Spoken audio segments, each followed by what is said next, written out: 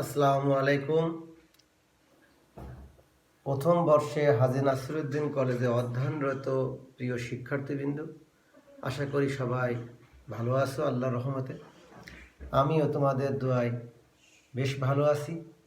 সবাইকে জানাচ্ছি আন্তরিক শুভেচ্ছা অভিনন্দন। আমি মোহাম্মদ জিয়াউর রহমান, প্রভাষক রসায়ন বিজ্ঞান, হাজী নাসিরউদ্দিন কলেজ, কলারওয়া, সাতক্ষীরা। তোমাদের জন্য আজকের ক্লাসে দাঁড়াইছি প্রথম পত্রের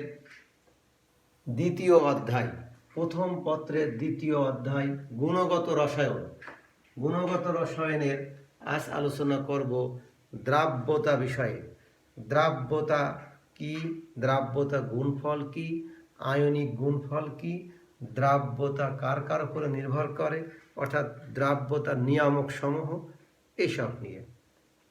দ্রাব্যতা কোনো নির্দিষ্ট তাপমাত্রায়, দ্রাব্যতা বলতে আমরা বুঝি কোনো নির্দিষ্ট তাপমাত্রায় 100 গ্রাম দ্রাবকে যত গ্রাম দ্রব্য দ্রবীভূত হয়ে সম্পৃক্ত দ্রবণ তৈরি করে সেই পরিমাণ ভরকে বলা হয় দ্রাব্যতা।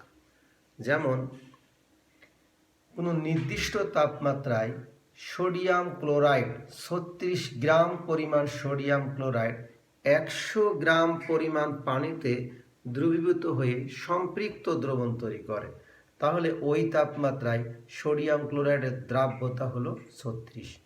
অর্থাৎ দ্রাব্যতার হিসাব করা হবে 100 গ্রাম দ্রাবকে কত গ্রাম দ্রব্য দ্রবীভূত হয়ে সম্পৃক্ত দ্রবণ তৈরি করে।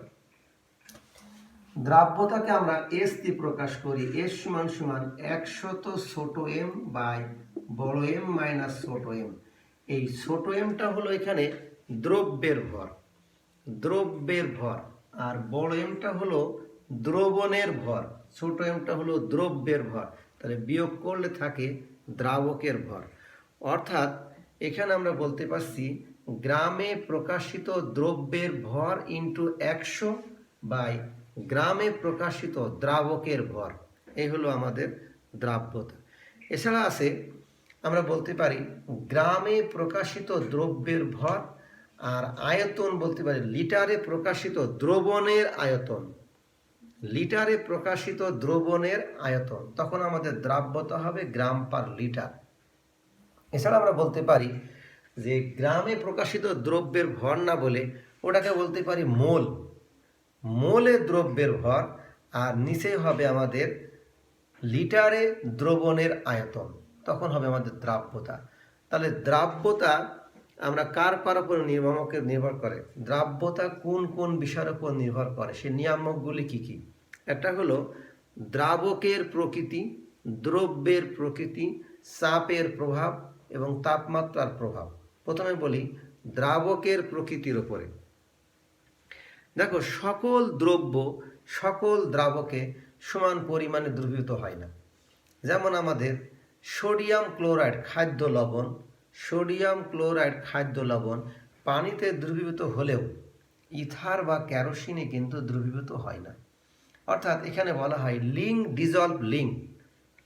ডিজলভ লিঙ্ক, জৈব যৌগগুলো জৈব দ্রাবকে, অজৈব যৌগ অজৈব দ্রাবকে। পানিতে সোডিয়াম ক্লোরাইড দ্রবীভূত হবে কিন্তু ইথার বা কেরোসিনে হবে না। আবার রং এবং বার্নিশ এগুলো আমাদের দ্রবীভূত হবে আমাদের তারপিন তেল, অ্যালকোহলে, ইথারে দ্রবীভূত হবে, কেরোসিনে হবে, আমাদের পানিতে কিন্তু হবে না। তাহলে বলছিলাম যে দ্রাবকের প্রকৃতির উপরে দ্রাব্যতা নির্ভর করে। এরপরে বলছি দ্রব্যের প্রকৃতির উপরে। সকল দ্রব্য একই পরিমাণ দ্রাবকে দ্রবীভূত সমান পরিমাণ হবে না।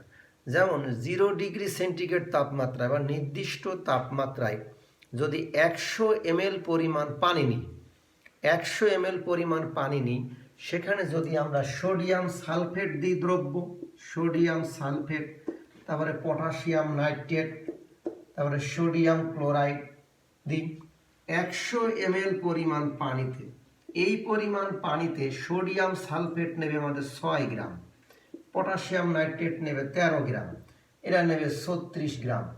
তাহলে দ্রব্যের ভিন্ন ভিন্ন দ্রব্য যখন ব্যবহার করেছি, দ্রাবকের পরিমাণ একই, তাহলে সমান পরিমাণে কিন্তু দ্রবীভূত হয়ে সম্পৃক্ত দ্রবণ তৈরি করে নিই। তাহলে দ্রব্যের প্রকৃতির উপরে নির্ভর করে দ্রাব্যতা। বলছিলাম 100 ml পরিমাণ পানিতে সোডিয়াম সালফেট দ্রবীভূত হয় মাত্র 6 গ্রাম, সেখানে পটাশিয়াম নাইট্রেট হয় 13 গ্রাম, সোডিয়াম ক্লোরাইড হয় 36 গ্রাম হয়ে সম্পৃক্ত দ্রবণ তৈরি করে। তাহলে ভিন্ন ভিন্ন দ্রব্য ব্যবহার করেছি, দ্রাবকের পরিমাণ একই নিয়েছি, সমান পরিমাণে হয়নি। এবার বলি আমরা চাপের প্রভাব। কঠিন বা তরল পদার্থের ওপরে দ্রাব্যতা চাপের কোনো প্রভাব নেই, কিন্তু গ্যাসীয় পদার্থের উপরে দ্রাব্যতা চাপের প্রভাব আছে। চাপ বৃদ্ধি করলে দ্রাব্যতার মান বাড়ে, চাপ হ্রাস করলে দ্রাব্যতার মান কমে। যেমন তরল পানীয়, কোমল পানীয়, আমরা যাকে বলি আমরা 7 আপ, RC, এই জিনিসগুলো যখন আমাদের অধিক পরিমাণ চাপে, উচ্চ চাপে কার্বন ডাইঅক্সাইড নামক গ্যাসটিকে তরল করে পানিতে দ্রবীভূত করে দেওয়া হয়েছে। তার মানে পানিতে কার্বন ডাইঅক্সাইড গ্যাসটা দ্রবীভূত হয়েছে উচ্চ চাপে। যদি আমাদের চাপের মানটা কমে যায়, বোতলের ছিপি খুলে, তাহলে চাপের মান যখন হ্রাস পায় তখন বুদবুদ আকারে বেরিয়ে আসে। তাহলে বলছিলাম চাপ বৃদ্ধি করলে দ্রাব্যতার মানটা বাড়ে, চাপ হ্রাস করলে দ্রাব্যতার মানটা কমে। এখন বলবো তাপমাত্রার উপরে দ্রাব্যতার প্রভাব। তাপমাত্রার উপরে দ্রাব্যতার খুব বেশি প্রভাব আছে। যেমন তাপমাত্রা বৃদ্ধি করলে দ্রাব্যতার মান বাড়ে, তাপমাত্রা হ্রাস করলে দ্রাব্যতার মান কমে। তোমরা দেখবে যে আমরা একটা পানি নেব, পানিতে কি পরিমাণ লবণ বা কি পরিমাণ চিনি দ্রবীভূত হতে পারে আমরা দেখলাম স্বাভাবিক পানিতে। যদি দেখতেছি যে স্বাভাবিক পরিমাণ পানিতে এই পরিমাণ দ্রব্য দ্রবীভূত হয়ে সম্পৃক্ত দ্রবণ তৈরি করে, যদি এই পানিটা আমরা তাপমাত্রা বাড়াই দিই, ফুটাই, গরম করি, তাহলে দ্রব্য নেওয়ার ক্ষমতা কিন্তু বেড়ে যায়। তার মানে বুঝলাম দ্রব্য দ্রবীভূত ক্ষমতা বেড়ে যাচ্ছে তাপমাত্রা বৃদ্ধি করলে। তাহলে তাপমাত্রার উপরে দ্রাব্যতা যথেষ্ট প্রভাব আছে। আবার যদি আমরা কোনো গরম পানি 1 কাপ গরম পানি, চায়ের কাপের 1 কাপ গরম পানি, সেই গরম পানিতে যে পরিমাণ চিনি দ্রবীভূত হতে পারে, যদি ওই পানিটাকে ঠান্ডা হতে দিই তাহলে কিছু পরিমাণ চিনি কেলাসিত হবে, অর্থাৎ অধক্ষিপ্ত হবে। তাহলে যখন ঠান্ডা করব সকল দ্রব্য দ্রবীভূত করতে পারবে না। তাহলে গরম থেকে ঠান্ডা করলে কিছু কেলাসিত হবে, আর যদি ঠান্ডা থেকে গরমে নিয়ে যায় কিছু দ্রব্য আরও নিতে পারবে, অর্থাৎ অসম্পৃক্ত হয়ে পড়বে। তাকে সম্পৃক্ত করতে গেলে আরও কিছু দ্রব্য যোগ করার প্রয়োজন হবে। তা বলছিলাম তাপমাত্রার উপরে দ্রাব্যতা যথেষ্ট প্রভাব আছে। তাপমাত্রা বৃদ্ধি করলে দ্রাব্যতা বাড়ে, তাপমাত্রা হ্রাস করলে দ্রাব্যতার মান কমে। তাপমাত্রা বৃদ্ধির সঙ্গে দ্রাব্যতা সবার প্রভাব আছে। Potassium nitrate, sodium nitrate, lead nitrate, sodium chloride, sodium sulphate, সবার দ্রাব্যতা তাপমাত্রা বৃদ্ধির সঙ্গে বাড়ে। সবচেয়ে বেশি বাড়ে কার? সবচেয়ে বেশি বাড়ে পটাশিয়াম নাইট্রেট। এই যৌগটার দ্রাব্যতা তাপমাত্রা বৃদ্ধির সাথে সবচেয়ে বেশি বাড়ে। আর একটা যৌগ হয় সোডিয়াম হাইড্রক্সাইড। এই যৌগটার দ্রাব্যতা, সোডিয়াম হাইড্রক্সাইড তীব্র ক্ষার, এই যৌগের দ্রাব্যতা তাপমাত্রা বৃদ্ধি করলে বৃদ্ধি না পেয়ে হ্রাস পায়। অর্থাৎ তাপমাত্রা বৃদ্ধির সঙ্গে দ্রাব্যতার মানটা কি হবে? বৃদ্ধি না পেয়ে হ্রাস পাবে, ব্যতিক্রম। আর বলছিলাম সোডিয়াম ক্লোরাইডের দ্রাব্যতা। সোডিয়াম ক্লোরাইডের দ্রাব্যতা তাপমাত্রার উপরে তেমন কোনো প্রভাব নেই। এখন বলবো আমরা পরিবৃত্ত তাপমাত্রা কি জিনিস। পরিবৃত্ত তাপমাত্রা হলো, পরিবৃত্ত তাপমাত্রা সোডিয়াম সালফেট যখন 10 অণু পানি, যেটা আর্দ্র অবস্থায় থাকে, অ্যানহাইড্রাইট অবস্থায় থাকে, অ্যানহাইড্রেট অবস্থায় আর্দ্র সোডিয়াম সালফেট 10 অণু পানি, গ্লুব আর লবণ, এই যৌগটার তাপমাত্রা বৃদ্ধির সঙ্গে দ্রাব্যতার মানটা বাড়ে। 32 ডিগ্রি তাপমাত্রায় যে এই দ্রাব্যতাটা সর্বোচ্চ পৌঁছায়। তারপরে তাপমাত্রা বৃদ্ধি করলে দ্রাব্যতার না বেড়ে দ্রাব্যতার মানটা হ্রাস পায়। যেমন তোমার আমার শরীরের শক্তি সৌন্দর্য একসময় বাড়ে, বাড়তে বাড়তে আজীবন কিন্তু বাড়ে না। একটা পর্যায়ে যে কি হয়, তখন আমাদের শরীরের শক্তি এনার্জিগুলো কি হয়ে যায়? হ্রাস পায়। একটা গ্রাফ পর্যন্ত পৌঁছায়, একটা উচ্চ গ্রাফ, সেই গ্রাফের পরে কিন্তু এবার নিম্ন দিকে মুখী হয়। অর্থাৎ সোডিয়াম সালফেট যখন আর্দ্র অবস্থায় থাকে, আর্দ্র কেলাস, অ্যানহাইড্রেট অবস্থায় থাকে, সেই সোডিয়াম সালফেট 10 অণু পানি তার দ্রাব্যতা তাপমাত্রা বৃদ্ধির সঙ্গে বৃদ্ধি পায় এবং 32 ডিগ্রি তাপমাত্রায় যে সর্বোচ্চ হয়। এরপরে তাপমাত্রা বৃদ্ধি করলে দ্রাব্যতার মানটা না বেড়ে হ্রাস পায়। এই 32 ডিগ্রি তাপমাত্রাকে সোডিয়াম সালফেটের জন্য বলা হয় পরিবৃত্ত তাপমাত্রা। আমরা এখন দু একটা অঙ্কের কথা বলে যাব, সমস্যা বলি, এরকম অঙ্ক অনেকগুলি আছে, সব সমস্যার সমাধান একদিনে হবে না, তবুও অনলাইন ক্লাসে যতটুকু সম্ভব হয় একটু কথা বলি। যেমন দেখো 174 পাতায় দু একটা অঙ্ক দেখছি আমরা, 174 বা 173 পাতায় যে সিলভার ক্লোরাইডের দ্রাব্যতার মান দেওয়া রয়েছে গ্রাম পার লিটারে। গ্রাম পার লিটার, একটু আগে বলছিলাম দ্রাব্যতা গ্রাম পার লিটার কীভাবে হয়। দ্রাব্যতা হলো গ্রামে প্রকাশিত দ্রব্যের ভর, আর নিচেই হলো আমাদের আয়তন, লিটারে প্রকাশিত দ্রবণের আয়তন, তখন হয় আমাদের গ্রাম পার লিটার। আর কখন মোল পার লিটার হয়, যখন দ্রব্যের পরিমাণটা আমাদের মোলে নেওয়া হবে আর দ্রবণের আয়তনটা লিটারে নেওয়া হবে, তখন হবে মোল পার লিটার। তাহলে এখানে দেওয়া আছে আমাদের গ্রাম পার লিটার সিলভার ক্লোরাইডের ঘনমাত্রা। 173 পাতার একটি অঙ্ক তোমাকে বোঝানোর চেষ্টা করব। ওই উষ্ণতায় সিলভার ক্লোরাইডের দ্রাব্যতা গুণফলের মান কত? দ্রাব্যতা গুণফলের মান কত?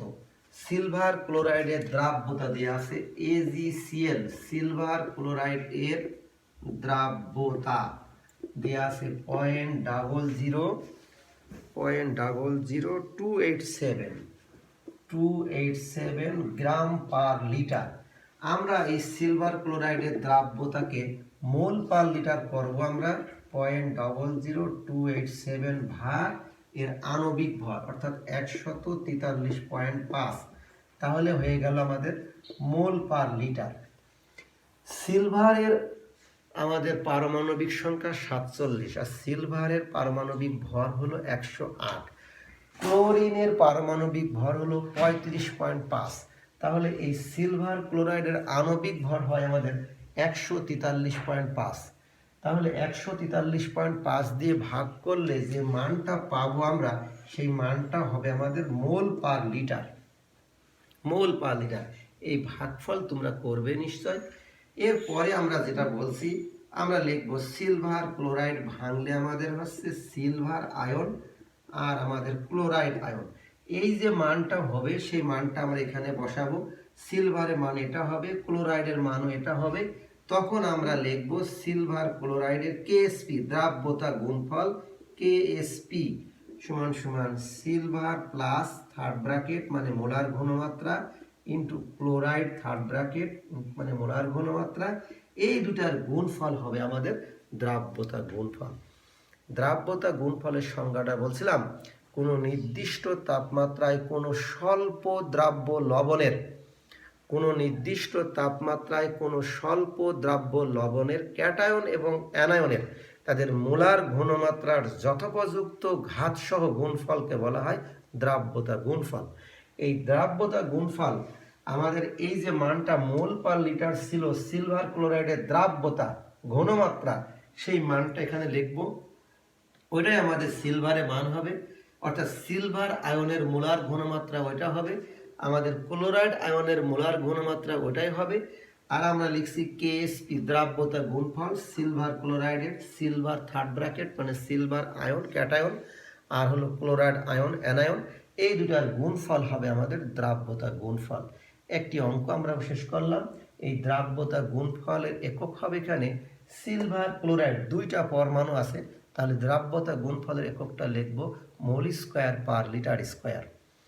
দ্বিতীয় নম্বর অঙ্কটা বলতেছি, লেড ক্লোরাইডের সম্পৃক্ত জলীয় দ্রবণে ক্লোরাইড আয়নের ঘনমাত্রা 3.2 10⁻²। লেড ক্লোরাইডের ক্ষেত্রে আমরা বলতেছি ক্লোরাইড আয়নের মান দেয়া আছে। লেড ক্লোরাইড লিখছি আমরা PbCl2, লেড ক্লোরাইড, এটা ভাঙলে হয় লেড আয়ন আর হয় ক্লোরাইড আয়ন, দুই অণু। এই ক্লোরাইড আয়নের মানটা দেয়া আছে 3.2 10⁻², 3.2 10⁻²। তাহলে একে 2 দ্বারা ভাগ করলে, এই মানটাকে 2 দ্বারা ভাগ করলে সম্ভবত হয় 1.6 10⁻² বা -3 হবে, তোমরা নিজেরা সঠিকটা করে নেবে। সম্ভবত হয় এটা ভাগফল কত হয়, আর এখানে থাকবে যেটা 10⁻²।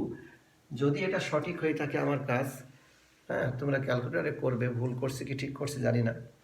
ঠিক আছে? তাহলে এই মানটা ক্লোরাইড আয়নের মান, এটাকে 2 দ্বারা ভাগ করলে এই মানটা পাওয়া যাবে। তোমরা ক্যালকুলেটরে করে নেবে, সঠিক আছে কিনা হয়তো -3 হতে পারে, আমার কাছে এই মুহূর্তে ক্যালকুলেটর নাই।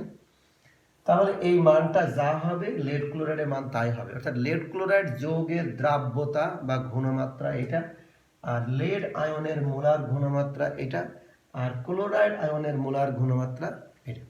এখন আমরা করব লেড ক্লোরাইডের দ্রাব্যতা গুণফল কেএসপি। তাহলে দ্রাব্যতা গুণফল কেএসপি করছি লেড ক্লোরাইড, তাহলে আমরা লিখব লেড +2 থার্ড ব্র্যাকেট মানে মোলার ঘনমাত্রা, আর ক্লোরাইড মাইনাস থার্ড ব্র্যাকেট তাকে স্কয়ার হবে এই টুর কারণে, এই যে যথোপযুক্ত ঘাত সহ গুণফল। এখানে মোল সংখ্যা 2 আছে, অণুর সংখ্যা 2 আছে, সেটা স্কয়ার হয়ে যাবে, পাওয়ার উঠে যাবে। তাহলে লেড আয়নের মানটা লিখব 1.6 10⁻² 2, আর ক্লোরাইডের মান লিখব 3.2 10⁻²। তাকে আমরা স্কয়ার করব। যদি যোগ বিয়োগটা সঠিক থেকে থাকে ইনশাআল্লাহ উত্তরটা হয়ে যাবে, তোমরা চেষ্টা করবে। নেক্সট ক্লাসে দেখা হবে, সবাই ভালো থেকো, আল্লাহ হাফেজ, খোদা হাফেজ, আল্লাহ হাফেজ, আসসালামু আলাইকুম।